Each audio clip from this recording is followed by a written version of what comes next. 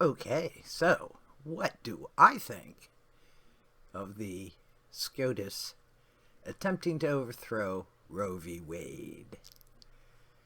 Well, you're not going to do it with this crap.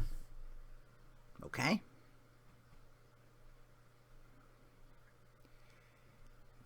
Absolutely not. Talk about specious reasoning. God, high schoolers could put together a more cogent package. This is just absolute slop.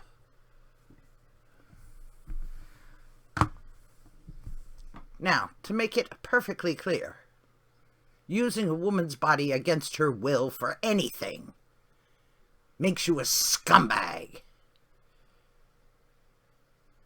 A slave owner who wants to put women down so that a mediocre male who feels it necessary can feel better about himself because he has somebody he can beat up on. Somebody he can trap. Somebody he can enslave and abuse and do it for as long as he likes. And if we didn't have this pathetic nonsense actually written down as women's slavery, we called it coverture. Women did not own her body. That was her husband's or her father's. Either husband or father determined whether she could go out of the house. For whatever reason, she might go out of the house. She went from her father's rule directly to her husband's rule. She didn't own herself. She didn't own the clothes on her back. She didn't own anything. Not even the children she bore. No power. As soon as you got married, you not only didn't exist,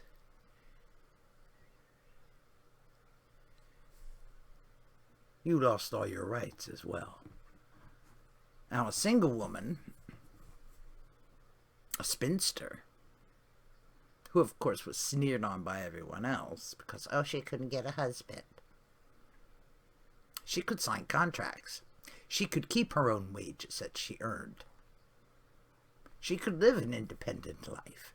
She had no status, of course, because obviously she was a witch or a wanton or a harlot. Take your pick. Those were the only jobs open to her. Servile positions, of course. She had no recourse to law or anything else. Unless, of course, she's a widow, and then she took over from the craftsman husband, and then she ran the shop with her various apprentices and so forth. You know, that was the only way. Because women have to be kept under control, don't you know? And what do you think this is? No birth control, no abortion, no way out, trap, trap, trap, trap. So some guy can lord it over you and enjoy your servitude. Because the Lord said, well, not all of us are Christian. And it is 2022, okay?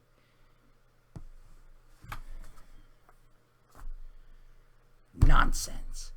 And of course, abortion will still continue, making it ineffective, making it unsafe. How many of your daughters do you want to die? How many dead daughters do you want to see pictured in your local newspaper? Oh, you can shuttle them off to the nuns, who will sneer at them and treat them badly, and then make sure that the child she leaves behind doesn't live longer than that first year. I mean, that's how we used to run our orphanages. We'll just pull a Romania. No cuddles, no hugs. Keep them clean and don't feed them. Yes, that sounds very godly, doesn't it? But, you know, if you take abortion away, what else are you left with? A life of poverty? A life of half an education because the other half you got to attend to the child. And what happens if you kick the mother out of your house and don't supply any sort of help to her? Well, she'll find help somewhere. She'll sell what she has to sell, won't she? And she'll try to buy diapers and baby food with it. Right. Is that the kind of life you want for your little princess? Of course, there are pills. But if you think the pro-life people are going to let you get those, no way, dear. You'll have to resort to the underground. And they'll get you the pills, huh? Yeah. So now tell me, how righteous are you really? Nonsense. Of course there was a long history of abortion in our heritage. You idiots. Like we tell you. In the 60s, you had priests and pastors, nuns, ordinary housewives, professional women. Transportation, places to stay, the whole 9 yards. It was a whisper network. And no, we weren't telling people like Justice Alito and Amy Coney Barrett, oh, isn't she precious? Sure, there are women who are going to buy into this. Oh, I must obey. My whole reason for being is obeying and spitting out kids.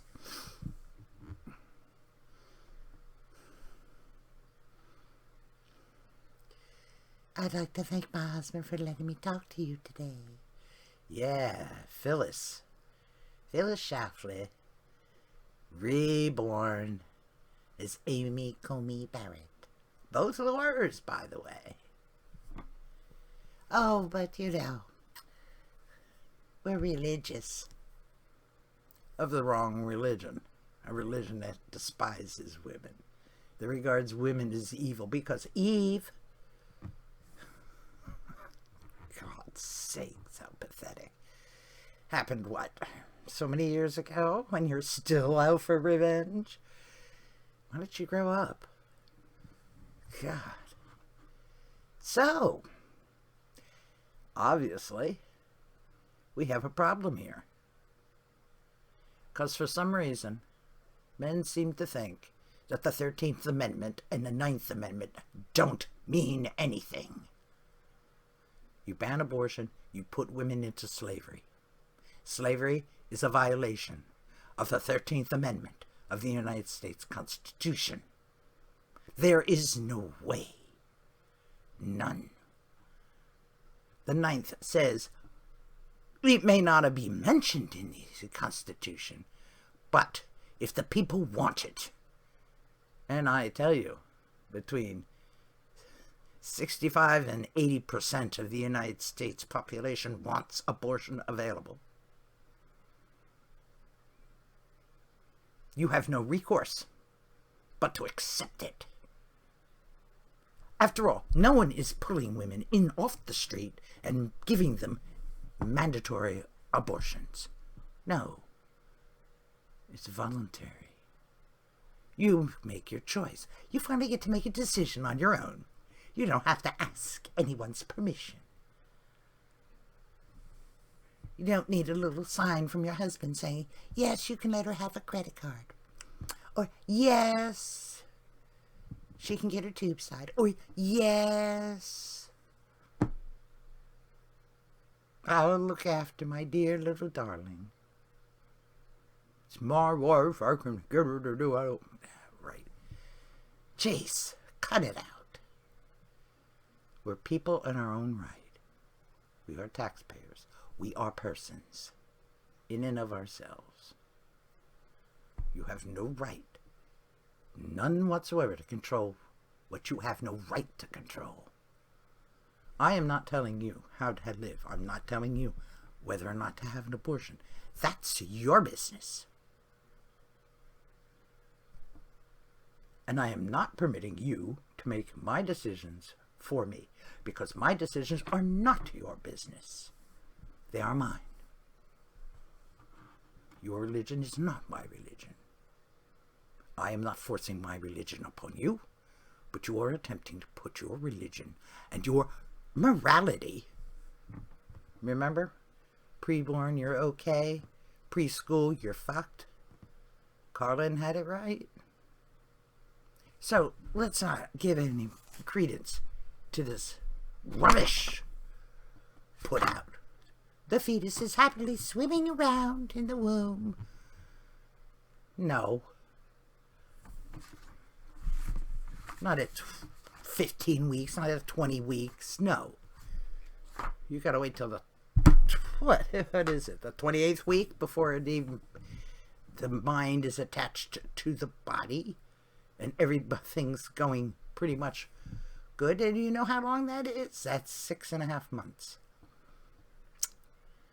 Viability without any medical interventions begins at week 28.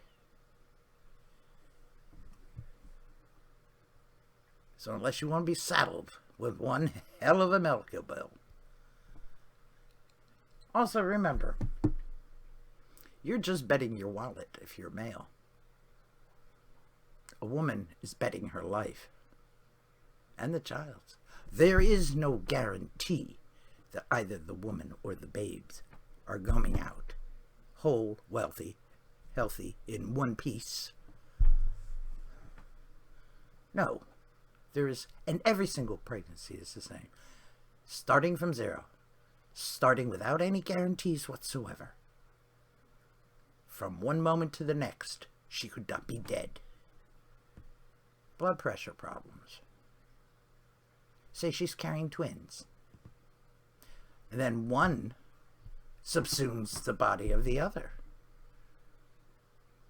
What are you going to do? Are you going to put that egg, that one little Neo,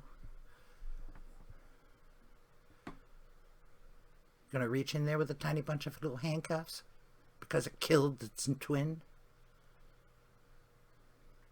You have no idea. No idea. If you think the babe is swimming happily in the womb before it even has much of a brain, you're an insane person. And cruel in the bargain. Let her carry the babe to term, even if it's dead, even if it's abnormal, even if it's killing her, even if we don't care. Let women die. Life, liberty, freedom, really, y'all lying through your teeth. So I'm telling you, hands off Roe v. Wade. Or else hell marches across this world. I hope this helps. No one is allowed to use a woman's body for any reason, for anything, for anyone, against her will. Period. It's nothing about the sanctity of life and all about control. Read your Bible and rejoice that you weren't slaughtered because you picked up sticks on a Sunday. I hope this helps. Thank you for watching. And please, don't come again.